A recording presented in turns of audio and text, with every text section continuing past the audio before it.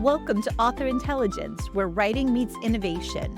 Hosted by authors Elizabeth Ann West and Stacy Anderson of the Future Fiction Academy, we explore writing and publishing with AI assistance. Okay. I'm Elizabeth Ann West. I am CEO of Future Fiction Academy and head AI extraordinaire. I don't know. I always experiment with it. I'm always playing with it. I'm Stacy Anderson. I'm one of the instructors at Future Fiction Academy. I love playing with AI. You can find me at the AI Positive Author across social media of all my handles. Very cool. And we're both published authors, so that's the big difference for this podcast. We are AI enthusiasts, but we really focus on how do you use these tools for the end user use case. Yeah, using them with a purpose. Yeah. Today we're going to punch holes through all the hype. So what are some crazy things that you've heard people say about AI and what it can do? Like the overhyped stuff, both good and bad. One of the overhyped stuff is just get this book of prompts and run through them 1, 2, 3, and you have a finished book. Yeah. Just published. Click and get a book. Yeah. That doesn't exist. We've been working on that because I am adamant that click and get a book will be something that I open source, like in terms of the knowledge of it. We have some tools in the Future Fiction Academy software that we've built that allows us to sequence prompts. But even then, you have to constantly validate at certain stages. Yeah. And we're building the prompts, we're building the ideas, we're building everything behind it. Mm-hmm. We're just doing it in the front end as opposed to one at a time. For if you're clicking and getting a book. That we affectionately call it our book machine. It's in Rexy. It's our word banger. But the thing is that we talked about this in our last episode about how you have to bring the ideas and you have to be that senior writing partner. You're the showrunner, the creative director. And AI really just represents this very eager junior writer who just got out of college and they're really enthusiastic. They'll do a lot of work. It's not quite up to the level that it needs to be for professional. Yeah. And they are learning. They have come a long way in the past few years. Yeah, I know. So another big myth I've heard about AI, and let me know if you've heard this, Stacy. AI can't do anything original. It's only rehashing stuff that's already there because it was trained on copyrighted material. Yep. And the other side of that is it's like a database. Like it's just spinning and pulling pages out of other books and just smashing them together. I heard someone say, if you type the first sentence of Harry Potter, it'll just write the first chapter for you. It does not. It does not. It's not a database. Now, let's talk about that for a second. For those of you who are not like super computer lingo savvy, databases are cool. Databases are actually like the kind of engine of the internet, believe it or not. If you go to a website and there's content that is constantly being shown to you based on like where you're clicking, it's pulling that content from a database. A database is just like a really organized set of shelves that has information in it. And then it's like a magical set of shelves because a real database, you can like the filter of the shelf, you can rearrange the shelf however you need to. Yep, exactly. So imagine a closet, you can just click a button and be like, I want pants first. And then you click a different button and it's like pants at the back of the closet. I want shirt first. But a database is not creating new pants or putting different patterns on your pants. It's taking the pants you have and moving them front and back, displaying them differently. Yep. So now for a database, and I don't usually use this example, but I'm going to. AI, a large language model, it's machine learning. It's a vector search. It's a vector field of information. Now, what the heck is a vector field compared to a database? Imagine if we took the components of pants and shirts. What kind of components would we have? We'd have like thread, buttons, screen printing. We would have different colors of all the threads. We would have tags. What else? Maybe like patches and like embellishments and like different things. Get all the different components that would make up fashion or whatever. Imagine it lives in your closet, like hovering in space. Just all these like buttons and zippers and snaps and thread and everything like that. And the way that this magical closet learned everything was we showed it billions of pants. Like, pants. Here's a pair of pants. And here's a pair of jeans. and here's some Levi jeans, and here's some these jeans. And those are already existing. And then once it has all those components and it understands what jeans are, I can say, I want a pair of jeans with roses on my butt. And is it going to give me something that already exists? No, it's gonna follow the pattern. It'll give you 2 legs. It'll Hmm. give you some way to expand over your hips and cinch back over your waist for Superior. the Yeah. if it knows what roses are, it can put roses, it knows where your butt is. It Yep. won't copy it, it'll just put the different elements together using the framework it already understands. And the newer models, the newer large language models that are out there, the Chat GPT 4.0, Claude 3, some of the other ones out there, Google now has a new one that's just out. What is it called? Gemini. Google Gemini. He was late to the party, so I always forget him.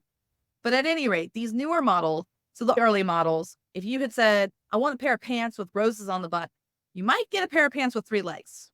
You might get a pair of pants with, I don't know, pansies on the back because they were like, flowers, that's good enough. We know roses are flowers. Here's a flower. But on the front. Yeah. The zipper goes up and down your ankle, not where it should be. Yeah. Although I guess it works for boot. And that's the thing. It would get confused. The earlier models would get confused because something like that, like the zipper on your ankle, there's pants out there with zippers down there. So it just knows it has to have a zipper. Based on the training data, it might have gotten confused.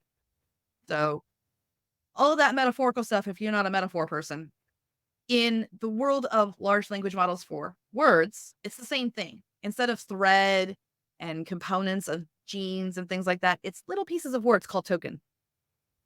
So a token could be the letter A. The token could be no, N-O. The token could be like the word Wednesday, uppercase is 1 token. But if you have Wednesday, lowercase, do you know how many tokens it uses? Like 4? Yeah, Oh.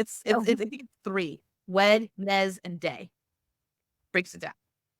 And now we would have broken that down by syllable, right? Yep. That's not what they did. Sometimes it's broken down by syllable. Sometimes it's not.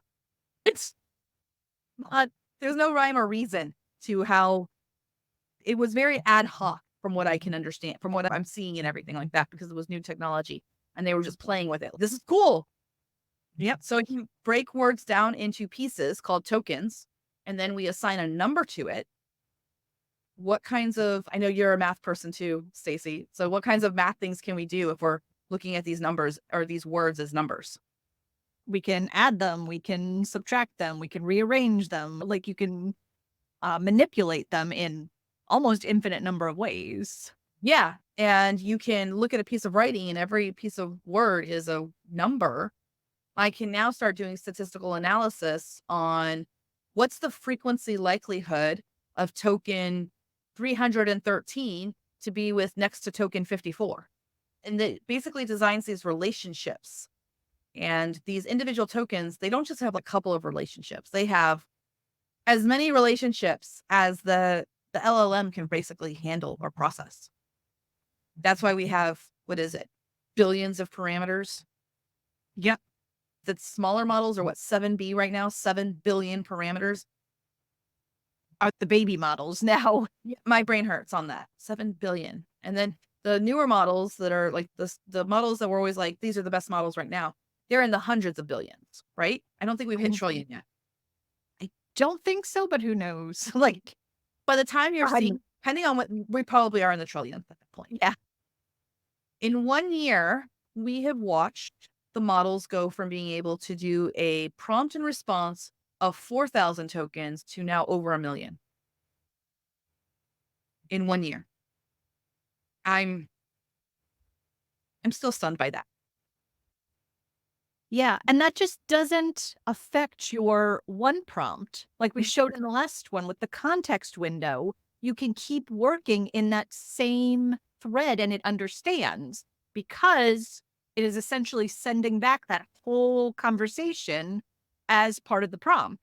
Right. Because it has millions. When it only had 4,000, if you asked it something 2 questions ago, that was gone forever. It had no idea about that anymore. Yep. And so it would just hallucinate an answer. And we say hallucinate, meaning it would select tokens based on a probability from your prompt, but it would have no additional information to make that an accurate prediction. So it's like the weatherman.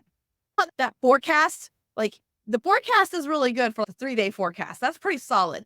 But you start getting into that 7 and the 10-day forecast, it's a little wonky. Yeah. It doesn't have a good information there. The AI Mystique. So I think that people give a lot of credit to this supercalculator. I hear a lot of authors that are like, it's going to write the whole Harry Potter book if you just click a button. And we're guilty of that, or at least I am. Last episode, I said Claude feels more emotive, like it does emotions better. Claude doesn't understand emotions any more than, I don't know, my phone, a rock, Yeah. pen. The words it chose. So the training data that it was fed into and the parameters and things like that that they set on it for it to learn those words, it has I think, hypothetically thinking, I think that it has a more nuanced vocabulary than OpenAI, but not necessarily, because what we're going to show you guys in just a few minutes here is how you can make OpenAI sound like Claude with the changing of the hyperparameters. I am cool. So that was the intro. And if your brain hurts, just relax. We're going to keep repeating it until you get it. So LLMs work by taking little pieces of words, studying them, figuring out what pieces of words often happen together. And that's how it basically spits out an answer. If it gives you 100-word answer, it did calculations at least 100 times to pick each next token. You ready to go into OpenAI Playground? I'm excited to see this in action. Oh, do you want to explain the difference between Playground and chat? Oh, that's a great idea. Mhm. So the most basic between OpenAI, or if you go to chatgpt.com and go to OpenAI Playground, the most basic, I think most people have trouble or need to understand is the pricing.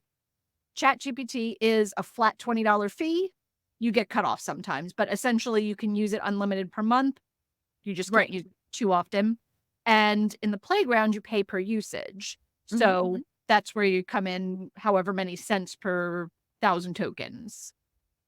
And they have different functionalities. They worked really hard to make, so the Playground was not designed for us. Playground was designed for developers, for people who code and everything like that.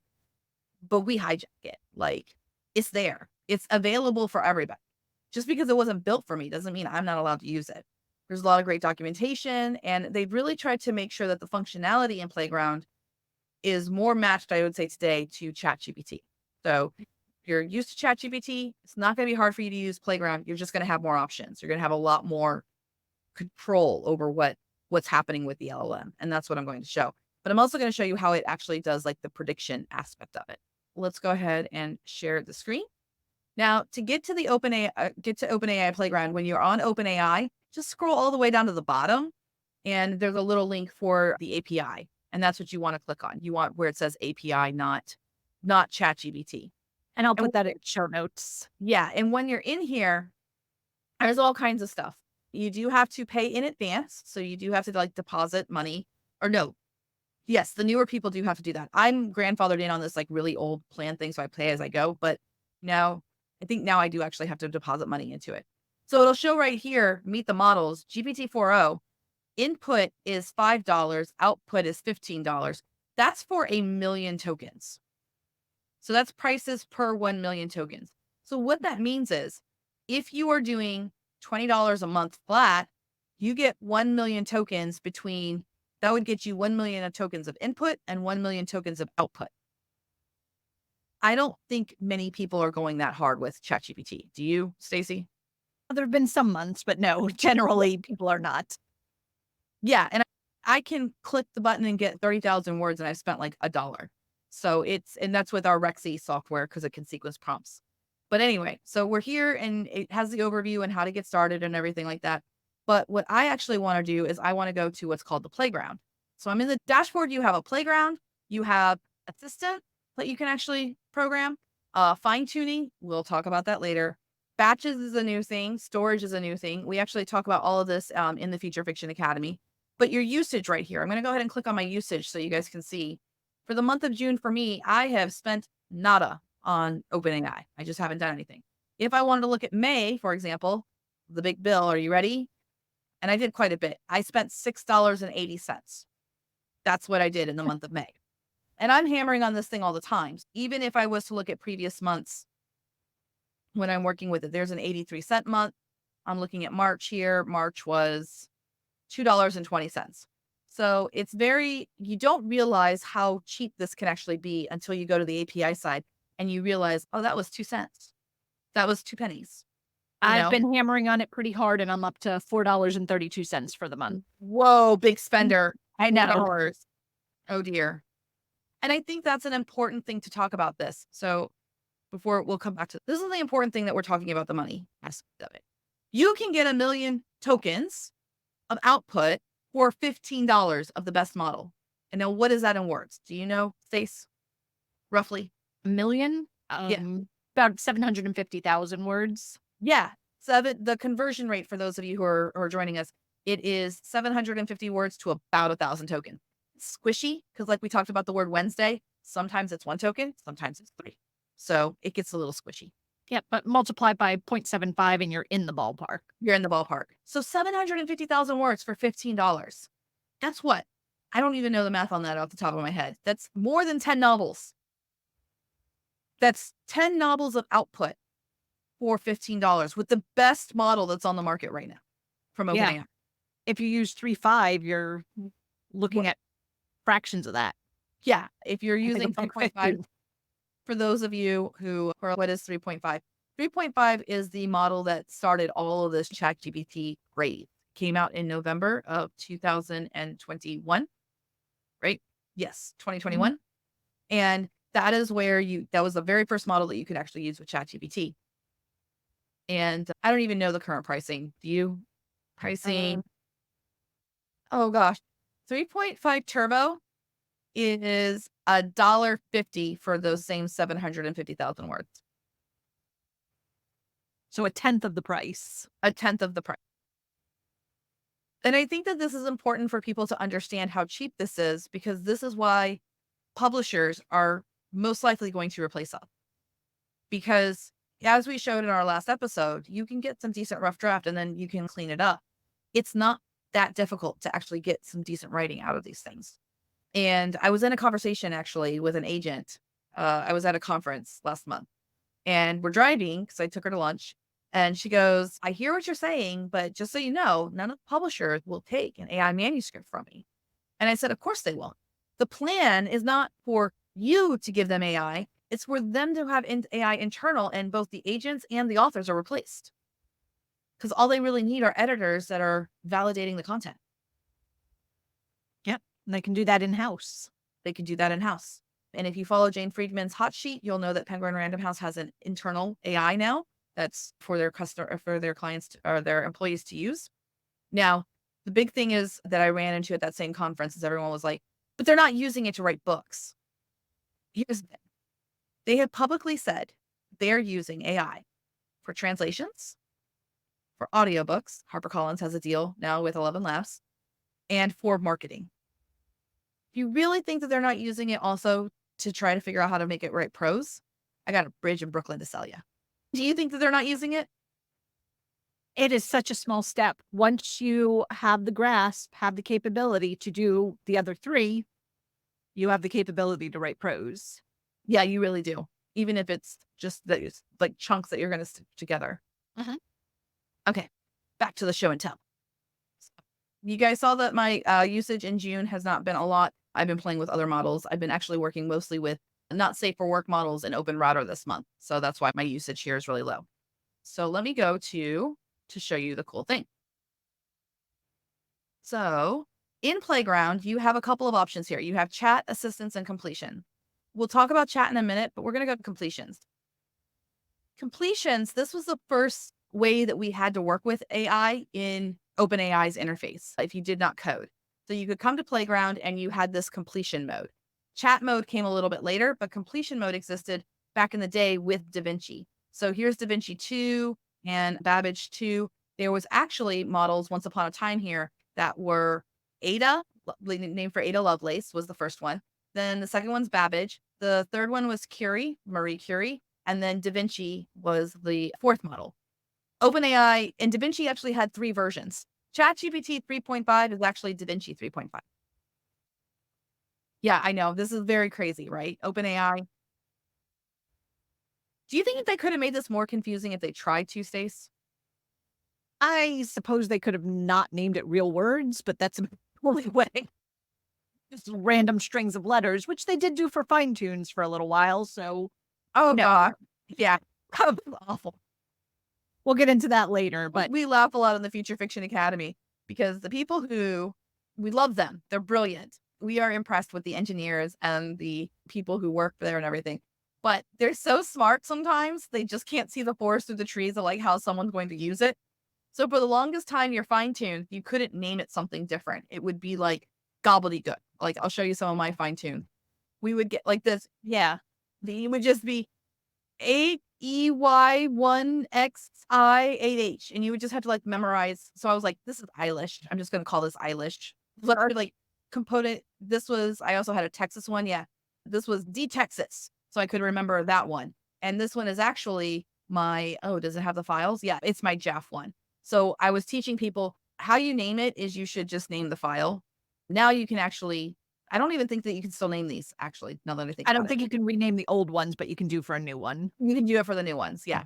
So anyway, sorry for the derail here. Welcome to our podcast. Let's go hop back into playground completions. Again, completion. This was the OG of AI usage here in OpenAI. And the reason I want to show it to you is because we're running out of time. Eventually, this is going to go away. Completion models are not considered legacy. That means that it's probably only a year or so from now that they're going to take them away completely. But I want this information to be saved. So let me show you what I mean. You come all the way down to the bottom here. This right-hand side is what controls your settings on your LLM. We call them hyperparameters. Now, at the very bottom here, there's a really cool thing that I think it matters for authors. API and playground requests will not be used to train our models. So what does that mean for ChatGPT, Stacy?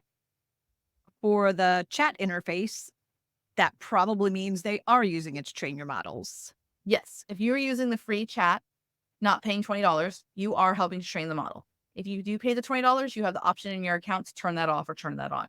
I think that's an important thing to consider for authors if they're using AI. I recommend using Playground because you know that the stuff that you're doing, they're not going to use it to train the model. They're not going to use it as data.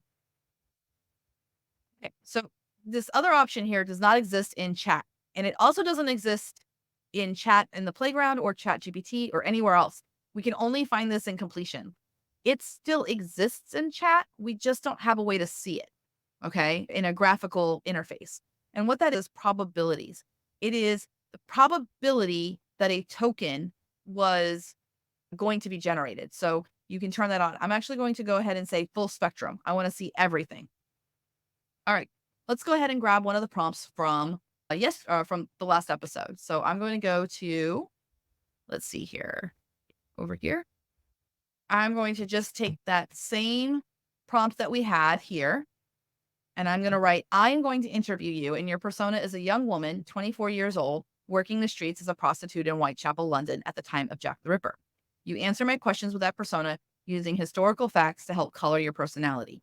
Now, I can't just click submit because there's nothing for it to do after this. It's just going to hallucinate. Completion was designed for you to literally complete the sentence. That is the origin of how the AI first started to work. We are going to go ahead and add the prompt of the second prompt for that episode, which is, I want you to speak using historical vernacular. What did you eat for supper? So see, because I'm ending on a question mark, it now can do a completion because it's going to predict what it would complete next. Do you have anything that you want to note, Stace? Nope. All of this, I think, is pretty self-explanatory, but this is going to be instructive. But for those of you who want to are maybe newer to AI, don't start here. This is not No. where you should be actually working. This is just for this demonstration purpose. Yeah, this is only to demonstrate the probabilities aspect so you can fully understand how it selects those tokens. So we're using the 3.5 turbo instruct. I'm not going to change anything here. The temperature, the only thing I'm going to change is this maximum length. I'm going to bump that up to say 1,000. Good. Yep. And that This just is- means its response can now be 1,000 tokens as opposed to just 200, which is only about 150 words, I think. Yeah, 256 is probably like 175, 150 to 175. So now Yeah. we have 750 words. It can give back if it so chose. Yep. And you'll see that this model, 3.5 Turbo Instruct, my max length is 2048. That's the most it can do. And this is also busted broken. This is taking me back, Stacy. It's taking me back. Oh, flashbacks. So what you can't see here is at the bottom, 75 tokens in the prompt. So this is how they did the math. This goes back on that category of they're brilliant. We love them, but they don't think like end users would. So in completion mode, this maximum length on the right-hand side here of 2048 tokens, it's not the response output. It is the response output plus your prompt can only equal 2048. So down here, it's telling me I am 75 tokens in my prompt, so I can't do 2048.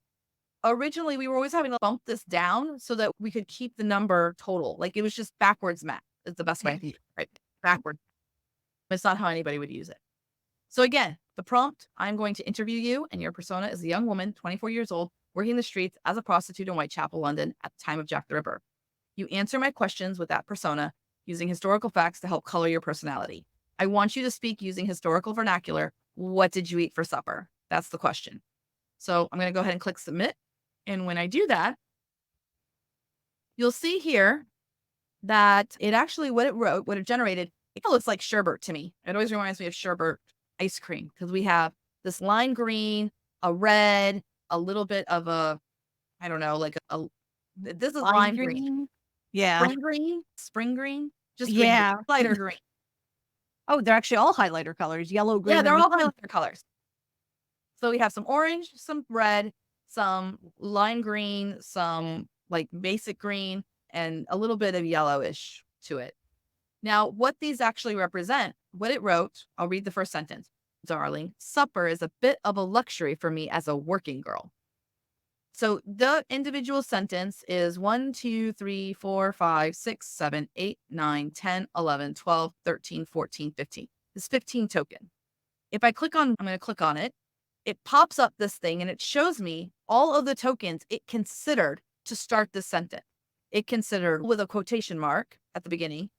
O, interview, I, A-H, oi, O-I, just a quotation mark, the word A, A, and then a quotation mark and O. That's a lot of considerations. 1, 2, 3, 4, 5, 6, 7, 8, 9. It considered 10 words. And then what do you see, Stacy? And then the which one it chose was 61%. It was the most probable of all of those. Yep. So it just went with the most probable. Yep.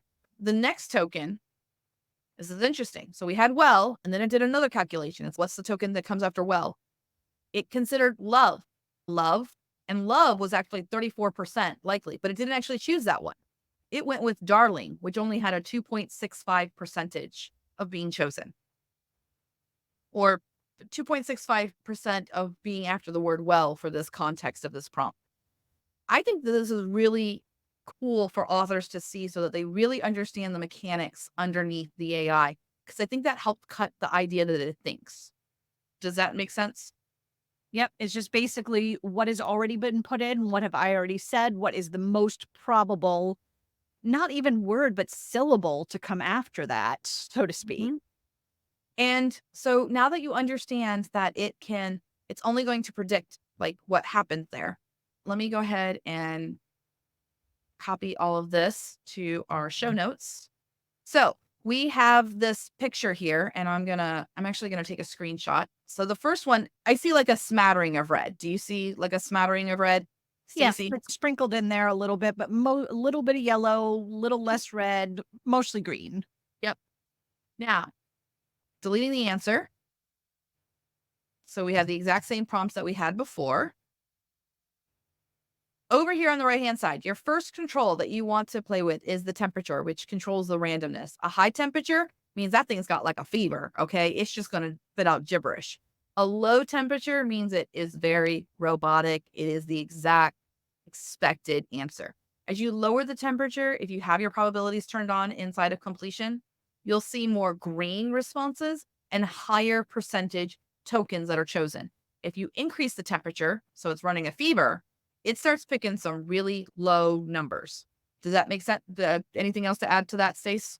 Yeah, so with a lower temperature, that usually helps it follow instructions better, Mhm. but it also makes it more expected. It sounds almost more business clinical like, where you get a little more robustness from the higher temperature, but sometimes it does go off into left field. Yeah, so let's bring this temperature down. I'm going to bring it all the way down to 0.14. And this is a And feature that you can use outside of completions in the playground as well. yes, temperature is a hyperparameter. If you are using the API call on chat, you can change the temperature there. You can't see the probabilities, but you can change the temperature. So it's important to understand what these things do. And whenever you're in like other software, sometimes they'll have creativity controls or something like that. They're really just changing the temperature. That's what that slider is. All right, so let's do a temperature of 0.14. Let's see what we get. I don't have any red. There's not a single bit of red that's showing up. Now, what's really interesting on this is the completion mode decided it was just going to continue the interview without me. So now it did love. Remember, love was that higher percentage. And when I click on here, it's still 34.73%. And that first well is still like 61%. Yep. And you could see Darling is still there, but it ignored it this time because it was only a 2%. Yeah, it was like, no, we're not doing darling. So the answer that it came up with the first sentence again now is, well, love, supper for me usually consists of whatever scraps I can scrounge up from the streets. That's the sentence it came up with, where the temperature is really low. Now, the temperature being low, I think, is what influenced it to where it started to interview itself. Continue the interview. The next question it asked itself was, what was it like working the streets as a prostitute during the time of Jack the Ripper? And then it asks the question later on, did you ever encounter Jack the Ripper or have any close calls with him?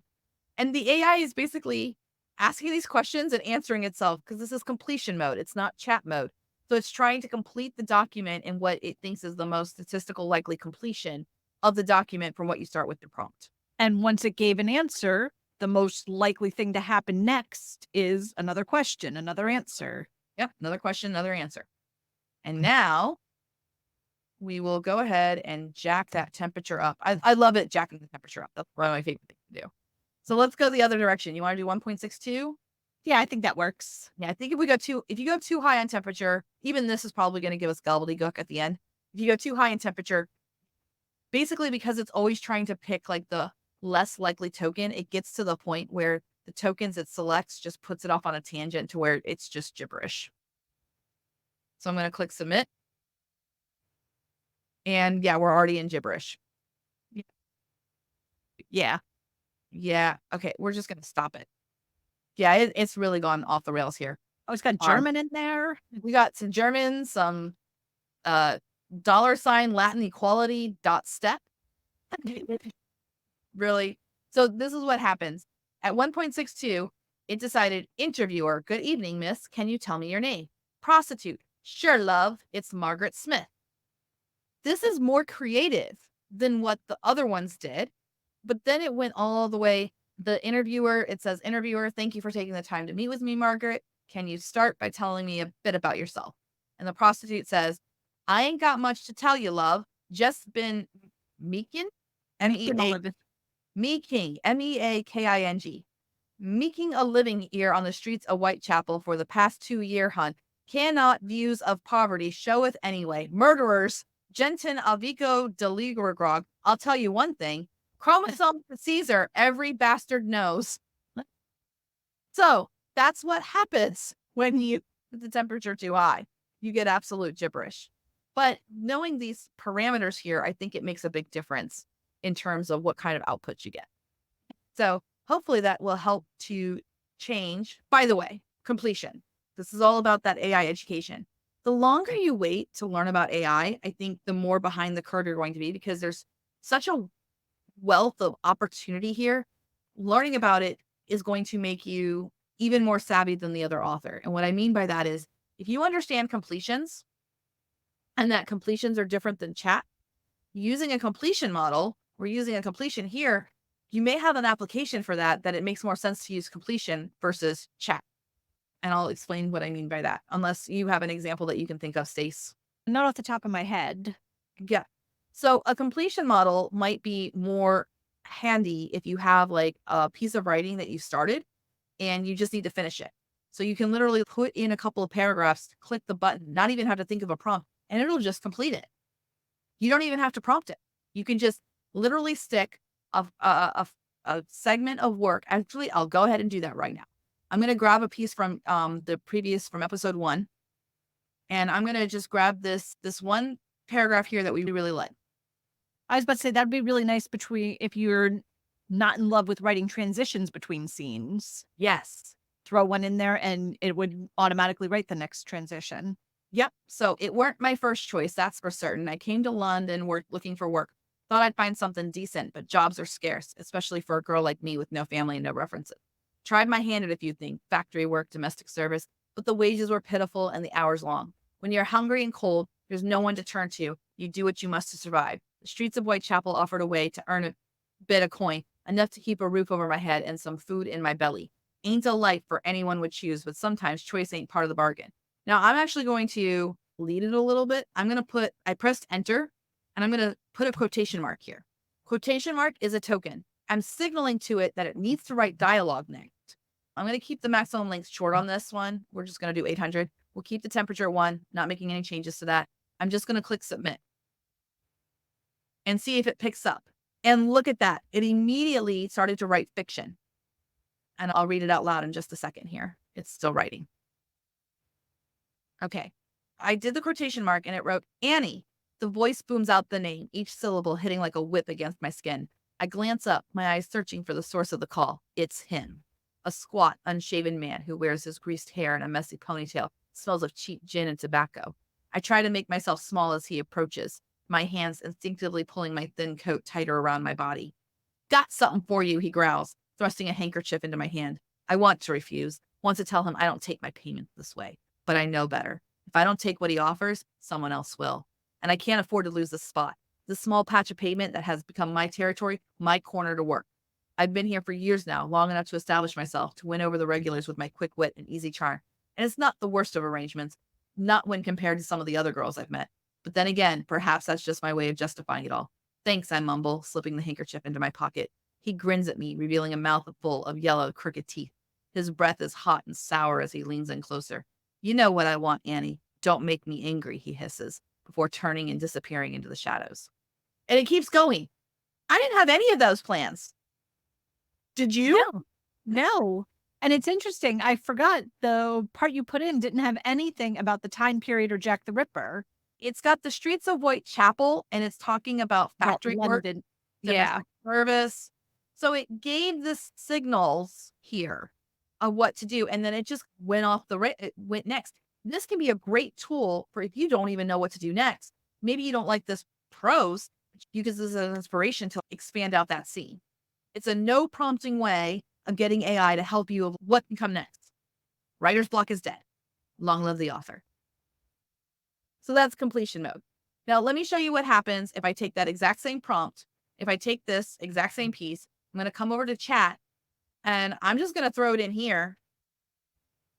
Now, if I do shift enter and I put a quotation mark right after it, and let me increase the max tokens a little bit here. We are using GPT-4o, so it's a smarter model. I'm just going to click run. It didn't start writing fiction. This is designed to chat. So it wrote back to me, your account paints a grim picture of life in London, especially for someone in a tough position. Whitechapel, particularly in the late 19th century, was known. It didn't know what to do. It didn't have instructions. It didn't have a prompt to say, continue writing this. So it went to analysis mode as opposed to finishing mode, completion mode. Exactly. Yeah. So completion, it will read what the document is, and like the prompt is already there. It's just to make the document finish. Now it's a legacy, so it's probably going to go away eventually. I love it though. Completion mode I like that. Now, can you make chat do that? Yes. You have a system prompt right here, and I'm going to say, complete what I give you to continue the writing. So that's the instruction I'm saying. Complete what I give you to continue the writing.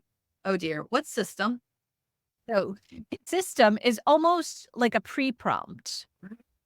So it takes it into account what it should be doing with the instructions that come after it. This can sometimes be useful as a persona. You are a New York Times bestselling writer. You are an author's assistant. It gives the context for the prompt itself. And in this time, you're telling it what to do, complete the writing I give you, and then the prompt is the writing. Yes. And system also, we use system early on. System, you only have access to system in the API, in the playground. Chat introduced a few months ago the ability to give custom instructions and memory, and those are functioning as a system prompt, but not exactly. They're a little bit different. So here, system prompt, you have basically carte blanche. You can be like, remember these facts and give it a character list, and it will introduce those characters that are in the system prompt. The system prompt is just the instructions. It's like it's the hierarchy instructions for the task that you're doing. So I'm going to try that with the system prompt. Let's see if it does analysis. And it did not do analysis this time, but it ignored my quotation marks. Oh, there we go. It's still writing. It's still going. Pauses every few seconds and goes. So I made it short. It ignored the quotation mark I had, and it started with, the nights are the worst. Cold seeps through every layer, no matter how many rags I wrap myself in. The fog rolls in thick, making everything damp and eerie. You hear whispers in the dark and see shadows moving out of the corner of your eye. But worst of all are the men. Some are kind enough, just looking for a bit of comfort, maybe a stolen moment of companionship in their own lonely lives.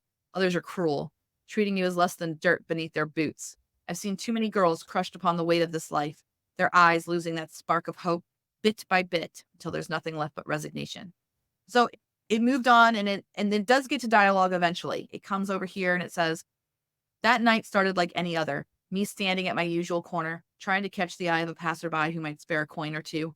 I spotted him, a tall man in a dark coat, his eyes hidden under the brim of his hat.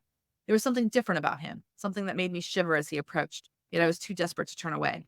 As he drew closer, I forced a smile and asked if he was looking for company. He nodded, and we made our way to a quieter alley. The few gas lamps flickered weakly, struggling to pierce through the fog that seemed almost alive, wrapping around everything in its path. Name? He asked, his voice smooth yet oddly detached. Lizzie, I replied, trying to sound more confident than I felt. Elizabeth, if you fancy being proper.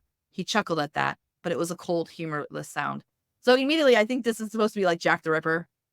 Yeah, it probably picked up Yeah. the Whitehall reference and time period.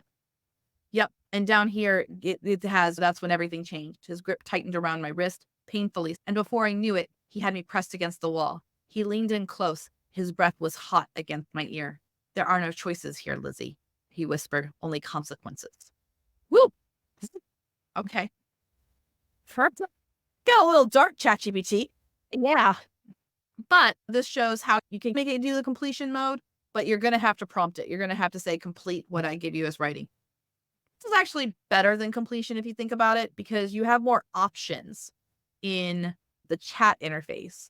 I think chat is an upgrade to completions, but if you don't know what to prompt or anything like that, you can literally just throw writing in completion and say go, and it'll finish the writing for you. And big difference in price too. Coming back to the show and tell, because we've just done that little bit. Remember, I was at 0 for the month, so it's really perfect. If I go to usage, it's going to show my usage for the month. I have spent a penny. And you were at 0 when we started, so all of this has been a penny so far. Yeah, less than a penny. Less than a penny. We'll go to activity. It shows my 3.5 turbo instruct. It also shows that I used 4.0 and I did 2 requests on the days, and it shows 1,000 tokens there of context tokens, which would be input, and generator tokens is 691. So yeah, the cost less than a penny. And we had some good stuff in there. Yeah. So hopefully, as far as the AI Mystique, I'm hoping that we showed it doesn't actually think. It's just predicting the next word. Yes. It's not thinking. It was trained on copyrighted material. It's not just pulling out paragraphs, pages, chapters wholesale. No. It is using that the same way, not the same way a human would, but the way you think of a human doing it. It ingests it, learns from it, and it's putting that back out. And if you learn, I've been lucky enough to have been using this tool when it first started going mainstream. 2021 was pretty early days for generative AI words. And then we were working with models that were not very good, which reminds me of one last little demo that I want to do. So when we say The models are not very good. Let me show you what I mean. So Babbage is one of those older models. So I'm going to come to completion and I'm going to put in that same thing that we had here. So I'm back in completion. And remember how I said that there were other models. Now, most of the models have been taken out. And you're probably asking yourself, but Elizabeth, why in the heck do they have these other models that are still here, like DaVinci 2? Because these models also get used for other things, RAG, embeddings, and things like that. So that's why there's still the older models. But let's go ahead and try DaVinci 2, shall we? So I'm going to use DaVinci 2. I'll increase it a little bit. And I've got to do the same thing where I put the quotation mark. Let's see what DaVinci 2 writes. And there you go. You'll see that DaVinci 2 is not great. It couldn't even match the writing style. We're still working with that same prompt. It weren't my first choice. I came to London working for work. Ain't a life anyone would choose, but sometimes choice ain't part of the bargain. The writing, the original prompt, and then it says, which will you take? Take your hands off her. Susan struggles against her bonds. Dina, pardon me, little sister. I believe the choice is clear, don't you? She nods. Be a brave girl now, and my cousin will fetch you at the Rose Lord within the hour. He leans close enough to whisper his entreaty. She's not as dumb as she wishes you to think. Ah, what a sweetheart, pulling the heartstring. It's just random sentences. Yeah, it's not gobbledygook in the same way but it's just the words all make sense, But not but together. not together, not in that order. It's the little slam poetry. So yeah, that's what happens when you use DaVinci 2. DaVinci. And now for the most hilarious ending here, I've got the quotation mark again. Let's use Babbage. Babbage is really old. So I'm going to run Babbage. And Babbage wrote, Tyler Strain ain't my first choice, especially during this season, but it was better off than most. An empty house full of enough money to keep the lights and plumbing on. I got it for 18 shillings and 4 pence, he began, and I paid in full when the work was done. Payment was to be in 20 shillings and Stuart Mills on the corner. If he didn't pay when the work was done, then his name goes on the list to be called when the job's done. I tried to keep my voice from shaking. So if he doesn't pay, your name is also down on the list. For life, every man in the building gets that same option. Best I execute my end and keep earning my keep. So if he ain't gonna pay, he bristled, and I remembered why I had been so nervous. You just missed him, he cut me off. It's what mentioned unto him is to be done, though. You come back 2 weeks later. Literature, I did.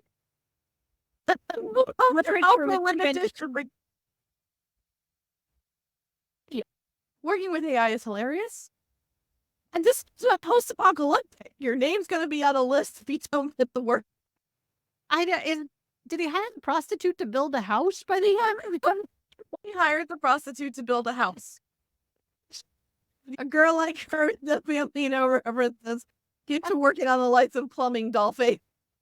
And she just yells literature. She just yells literature. Tina Payne, your name is also Tunnel for life. Every man in the building is that same option. Building inspectors down there. So once upon a time, that was the best AI. Babbage was, Yeah. upon a time, DaVinci was it. Thank goodness now we're on Chat 4.0. Yeah. Now I could switch between 3.5, 4, 4.0, different versions of Claude, and they all have different strengths and weaknesses, but they're all still very usable. Yeah, and I think that if you're somebody who wants to like reword what the AI writes and you're just using it to get like a scaffolding, 3.5 is perfectly functional. Like 3.5 is the one that wrote that his breath was hot and sour and showing the yellow teeth. That was 3.5. So I'd say there's not big of a difference between 3.5 and 4 sometimes, depending on the application or the task that you're doing. If you already have a lot of information, you can get away with 3.5. But DaVinci 2 and Babbage, no, they can't. Most people are not using that to write fiction. They're using it for like categorizing words, wrote almost like Mechanical Turk type text. They use the AI to basically just process information. Okay, so the big myths. It doesn't think. No, Definitely doesn't have a database of books out there that it's just pulling lines from. And it's not learning. It's not learning in the sense that we are. It's just a prediction machine.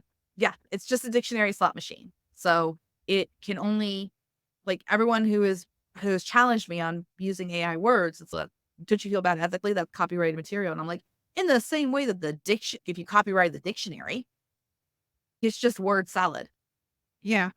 Every word has already been used somewhere, including the dictionary, and it's just rearranging those based on probability and mathematics. And sometimes it'll make a word up, like Meakins, Meakins. Literature with too many T's. Literature with too many T's. Yeah. And it wasn't that long ago that people still make up words, but we're always adding words to the dictionary all the time. Mhm. So I guess you could invent words. That's what we've got for this episode of Author Intelligence. We hope that we help punch some holes in the mystique about AI and how it's working and how it's choosing words. And thanks for joining us for all the experimentation. We like to just experiment and play. And if you don't want to try out new stuff, you probably isn't the podcast for you. If you don't like to experiment, we're not the podcast. All right. I hope you join us next time. We will be talking about, keep spending most of your life in a commuter's paradise. Oh, okay. So yeah, join us next time because we are going to be talking about how you can use AI as a productivity tool in all these like little pieces of space in your life. Stay tuned for that. That's going to be a lot of fun. All right. Thanks. All right. Thanks. Bye.